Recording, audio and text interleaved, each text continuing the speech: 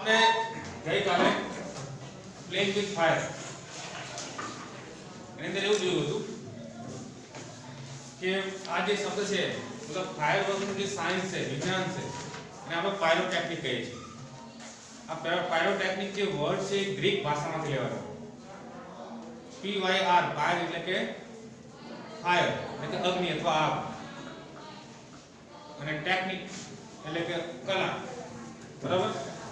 એમાં આપણે જોયું હતું કે સામાન્ય આપણે હાઉસ હોલ્ડ એટલે ઘરની અંદર જે દિવાસળીનો ઉપયોગ કરીએ છીએ સ્પેશિયલ પાયરોટેકનિક ડિવાઇસ કહેવામાં આવે છે, કારણ કે એની અંદર જે પાયરોટેકનિકની જે અસરો હોય છે, જે પરિબળો હોય છે, દરેક પરિબળોના લક્ષણો એમાં હોય છે। એમાં અગ્નિ પણ થાય, ધુમાડો પણ નીકળે, ગેસ પણ નીકળે, અવાજ પણ આવે અને પ્રકાશ પણ થાય અને આ પાયરોટેકનિકના લક્ષણો છે બરાબર। પછી આપણે જોયું હતું સુક્રાંતિ નામનો એક ઇતિહાસકાર છે બરાબર, જેને આજથી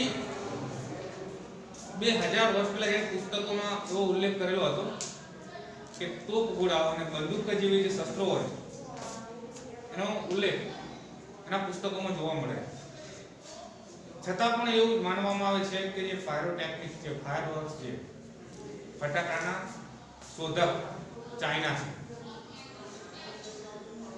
ચાઇનાથી પશ્ચિમી સંસ્કૃતિ એટલે પશ્ચિમના દેશો સુધી આ ફટાકડાનું જ્ઞાન પહોંચાડવા માટે 200 વર્ષ ઓછામાં લાગ્યા છે એવું માનવામાં આવે। ત્યારબાદ 1242 અંદર રોજર બેકર નામનો એક અંગ્રેજી સાધુ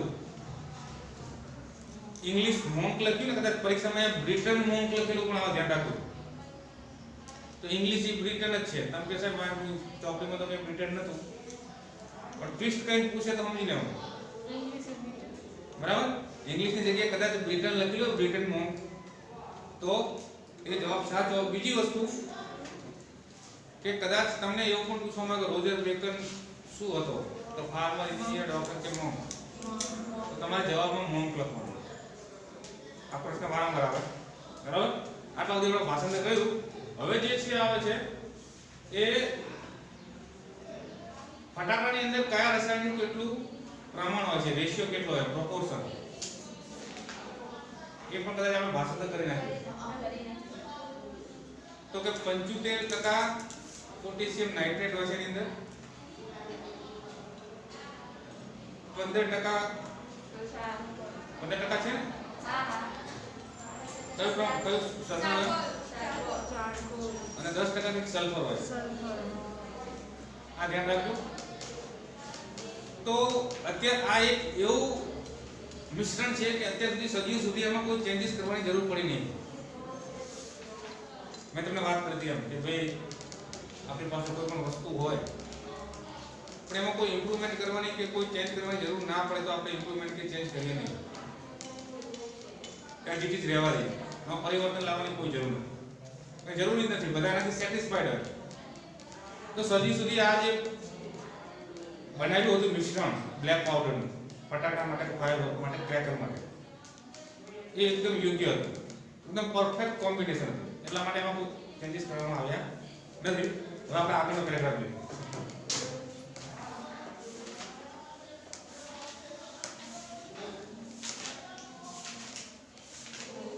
Page number 56. However, with the development of modern chemistry, development એટલે વિકાસ, modern એટલે આધુનિક, chemistry એટલે કે રસાયણ વિજ્ઞાન, આમ છતાં હાલમાં એટલે કે હાલમાં આધુનિક રસાયણ વિજ્ઞાનની વિકાસની સાથે, વિથ ધ ડેવલપમેન્ટ એટલે વિકાસની સાથે, તો કોનો વિકાસ એટલે કે આધુનિક રસાયણ વિજ્ઞાનના વિકાસની સાથે સાથે light and colour effects have become common in fireworks. Light એટલે પ્રકાશ અને કલર ઇફેક્ટ એટલે કે રંગોની જે અસર આપવામાં આવે એ, તો પ્રકાશ અને લાઇટની જે અસરો છે એ ફટાકડાની અંદર સામાન્ય બની ચૂકી છે। પહેલા તમે જો આથી 20 વર્ષ પહેલા, 25 વર્ષ પહેલા એક જ ફટાકડો આવતો, એક જ પ્રકારનો હળગાવો એટલે ફૂટે બસ, ધડાંગડીનો અવાજ આવે. કા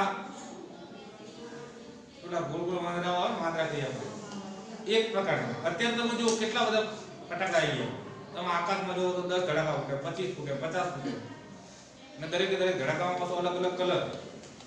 તો એ ક્યાંક ને ક્યાંક એ શેને આભારી છે? મોડર્ન કેમિસ્ટ્રી, આધુનિક રસાયણ વિજ્ઞાનને આભારી છે. તો આધુનિક રસાયણના જે વિકાસ થયો છે તેની સાથે સાથે સાથે આ ફટાકડાની અંદર જે પ્રકાશ મૂકવામાં આવ્યો છે, ઇફેક્ટ જે મૂકવામાં આવ્યો છે, એ સારી બાબત છે. આગળ કરીએ પાછળ. ઇન ધ લાસ્ટ સેન્ચુરી, એટલે કે છેલ્લી સદીમાં એટલે 21મી સદી ચાલે, આ 20મી સદીની વાત. બરોબર. The discovery of aluminium, magnesium and titanium. Discovery એટલે શોધ. હવે મેં આગળ તમને વાત કરી હતી, ઇન્વેન્ટ શબ્દનો સમાનાર્થી ડિસ્કવર અને સર્ચ થાય.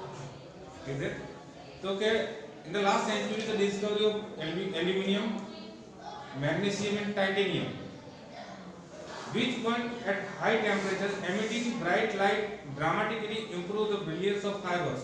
આ સમજો તો વાક્ય રચના થોડી અઘરી છે. પહેલા તમે ગુજરાતીમાં જોઈ લો કયા કયા શબ્દો શું થાય. એલ્યુમિનિયમ, મેગ્નેશિયમ અને ટાઇટેનિયમ આ તત્વોના નામ તો વિજ્ઞાનમાં ભણતા છે. which burn at high temperature, એટલે કે આ એકદમ ઊંચા તાપમાને સળગે છે. બર્ન એટલે સળગવું, ટેમ્પરેચર એટલે તાપમાન હાઈ એટલે ઊંચું. એમિટિંગ એટલે બહાર ફેંકવું. બ્રાઇટ લાઇટ એટલે કે એકદમ તેજસ્વી પ્રકાશ. ડ્રામાટિકલી ઇમ્પ્રૂવ ધ બ્રિલિયન્સ ઓફ ફાઇબર્સ, નાટ્યાત્મક રૂપે. ડ્રામાટિક એટલે નાટ્યાત્મક, નાટકની જેમ, પણ આપણે અહીંયા નાટ્યાત્મક સ્વરૂપે કહેશું. ઇમ્પ્રૂવ નાટ્યાત્મક રીતે.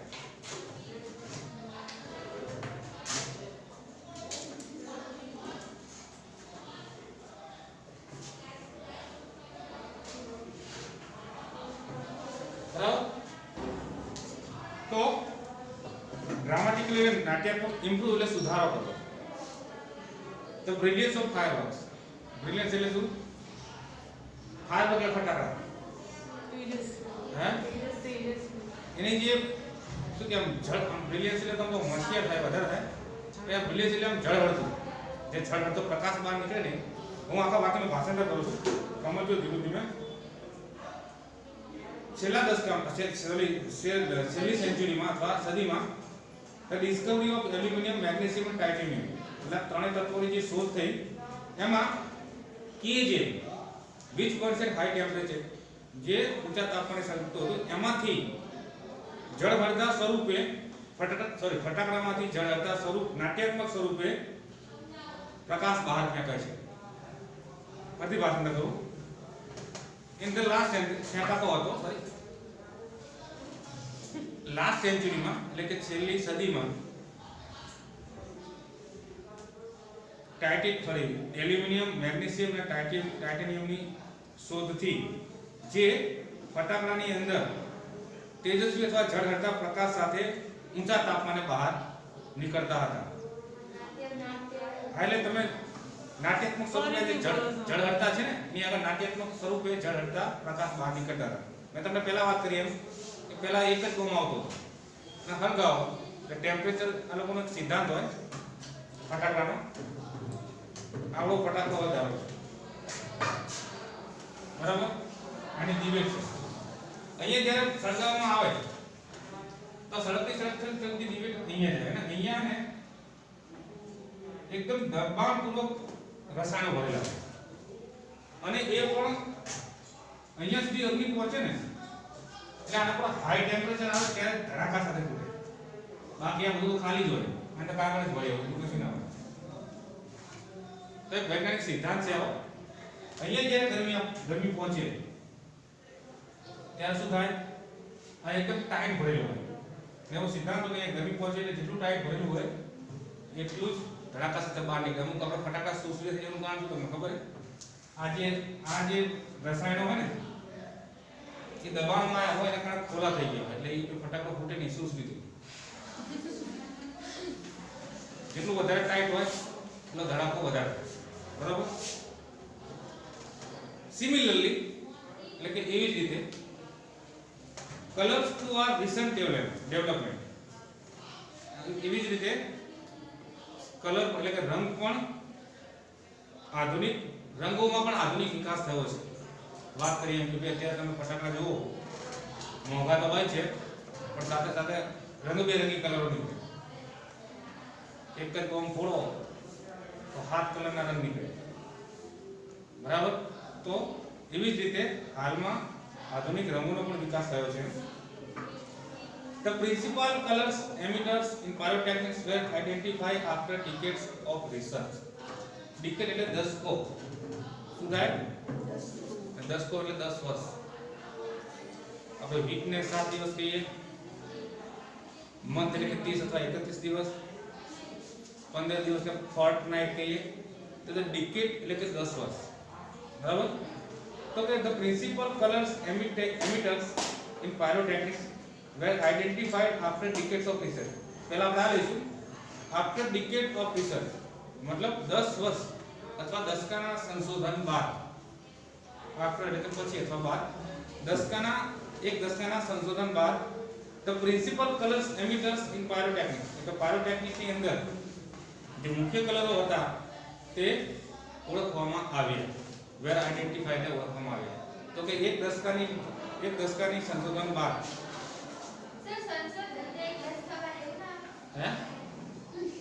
જોરથી બોલ. એક દશકા સુધી સંશોધન કર્યું 10 વર્ષ, ત્યારબાદ આ વસ્તુ અમલમાં આવી, બરાબર. તો principal colours emitted in pyrotechnics were identified after decade of research મતલબ એક દશકાના સંશોધન બાદ પ્રિન્સિપલ કરે મુખ્ય કલર. પ્રિન્સિપલ એટલે આપણે આચાર્યની મુખ્ય કલર્સ, મુખ્ય રંગો કહી શકો. એમિટર્સ ઇન પાયરોટેક્નિક ની અંદર ઓળખવામાં આવે. Those colors are formed in one of two ways. આ બે સ્પેલિંગ કો ધ્યાનમાં રાખજો, બોલવામાં પણ તકલીફ પડશે અને સમજવામાં પણ. These colors are formed in one of two ways. આ બંને જે રંગો હતા એને અલગ અલગ રીતે બે રસ્તાઓમાં અથવા બે રીતે ઓળખવામાં. એક રીતે આમ એક જ હોય પણ અલગ અલગ રીતે ઓળખવામાં આવે. સમજાવો? એક જ ફોર્મ પણ એના પાર્ટ બે પાડવામાં આવે. હવે કયા કયા બે પાર્ટ છે? તો એક છે લ્યુમિનિસેન્સ, સમજાવો તમને, અને બીજું છે ઇનકેન્ડિસેન્સ. હવે અમુક વસ્તુ એવી હોય લ્યુમિનિસેન્સ એટલે કે આપમેળે અંદર પ્રકાશ બહાર નીકળે. અને બીજું શું હોય? ઇનકેન્ડિસેન્સ એટલે કે જેમાં આપણે કંઈક સળગાવવું પડે, બરાબર. જેમ કે આપણે દીવાસળી લગાડી દીધી એટલે આપો સળગવા લાગે અને જેમાંથી વધારે પડતા કલર નીકળતા હોય એને લ્યુમિનિસેન્સ કહેવાય. એક ખાલી દીવાસળી લગાવવાની, નડાડવાની, તેમાંથી ઘણા બધા પ્રકારના પ્રકાશ નીકળે એટલે લ્યુમિનિસેન્સ કહેવાય. આપમેળે પ્રકાશ નીકળે. અને જેમાંથી ઓછા પ્રકાશ નીકળતા હોય એટલે કે એક જ પ્રકારનો પ્રકાશ. જેમ કે આપણે છૂતરી બોમ્બ ફોડીએ તો પ્રકાશ બહુ ઓછો દેખાય, તમને ખાલી અવાજ જ વધારે દેખાય. જેની સરખામણીમાં આપણે કોઈ કોઠી હરગાવી તો નબળો પ્રકાશ જ દેખાય, એમાં અવાજ થાય. તો એને કહેવાય શું કહેવાય? બીજો પ્રકાર છે ઇનકેન્ડિસેન્સ. છૂતરી બોમ્બને કહેવાય લ્યુમિનિસેન્સ. કોઠી જે આપણે હરગાવી અથવા ફૂલ ઝણી એને કહેવાય ઇનકેન્ડિસેન્સ. આ બે પ્રકારનું ગુજરાતી કઈ નહીં. એના બંનેને બે રીતે ઓળખવામાં આવે છે. ભાષાના this colours are formed in one of two ways. આ બંને કલરને અલગ અલગ રીતે ઓળખવામાં આવે છે. એકનો પ્રકાર છે લ્યુમિનિસેન્સ અને બીજું છે ઇનકેન્ડિસેન્સ. હાલો કોણ કરશે ભાષાંતર? હાલો નિયતિ કરો. પેલા ઉભી થઈ જાવ, નામ બોલો લો, ઉભી થઈ જાવ પેલા. કરો ભાષાંતર, ભૂલ પડશે ત્યાં મદદ કરીશ.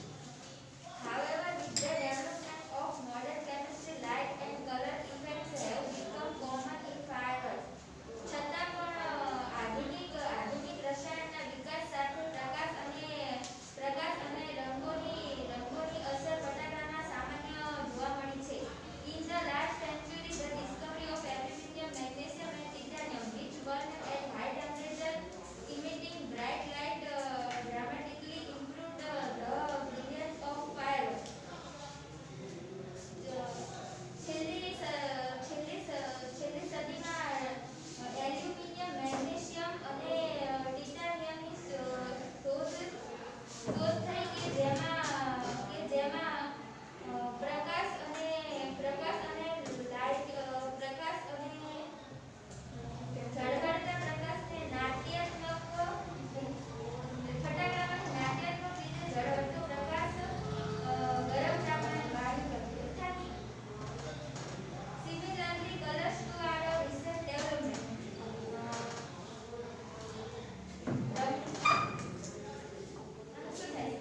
એવી જ રીતે સિમિલરલી એવી જ રીતે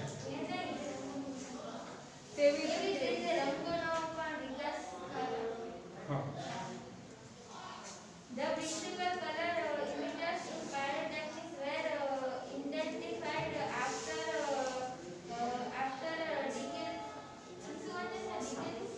decades decades of research. કે દસકાની શોધ બાદ મુખ્ય કલરને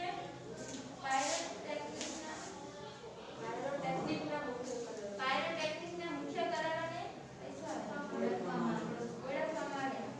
These colors are found in one of two ways. આ કલરોને બે રીતે ઓળખવામાં આવે છે: luminescence and incandescence. Luminescence અને incandescence.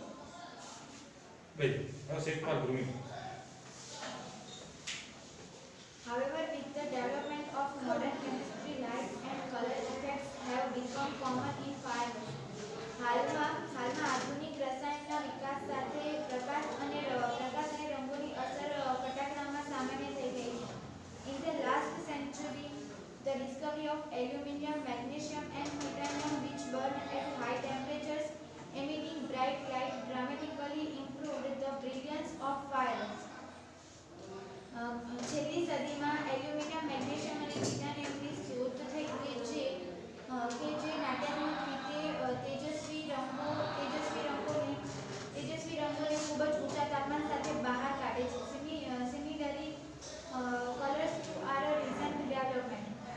એ જ રીતે હાલમાં આધુનિક રંગોનો પણ વિકાસ થયો છે. The principal colors emitters in pyrotechnics were identified after decades of research.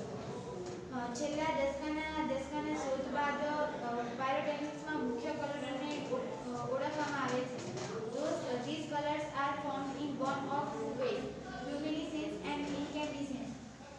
અને આ કલરોને બે રીતે ઓળખવામાં આવે છે: luminescence અને incandescence. સ્પેલિંગ જોઈ લો, પરીક્ષામાં કદાચ પૂછાય શોર્ટ નોટ તો આ બંને સ્પેલિંગમાં લખવાનું ભૂલ ના કરો. નકર અમે શિક્ષકો જે પેપર ચેક કરતા આ બે સ્પેલિંગ ઉપર ચેક કર્યો, હાથ લખ્યો ખોટો લખ્યો. બરાબર? હાલો માનસી. However, with the development of modern chemistry, light and color effects have become common in the fireworks. આમ છતાં આધુનિક રસાયણ વિજ્ઞાનના વિકાસ સાથે કલર તેમજ પ્રકાશની અસર એ સામાન્ય બની છે. In the last century, the discovery of aluminum, magnesium and titanium, which burn at high temperatures, emitting bright light, dramatically improved the brilliance of fireworks. છેલ્લી સદીમાં એલ્યુમિનિયમ, મેગ્નેશિયમ અને ટાઇટેનિયમની શોધ થઈ હતી કે જે નાટ્યાત્મક ઝળહળતા પ્રકાશ તેમજ ઊંચા તાપમાન સાથે રંગબેરંગી પ્રકાશો તેમાંથી બહાર નીકળતા હતા. Similarly, colors too are the recent development. આવી જ રીતે રંગોનો પણ વિકાસ થયો છે.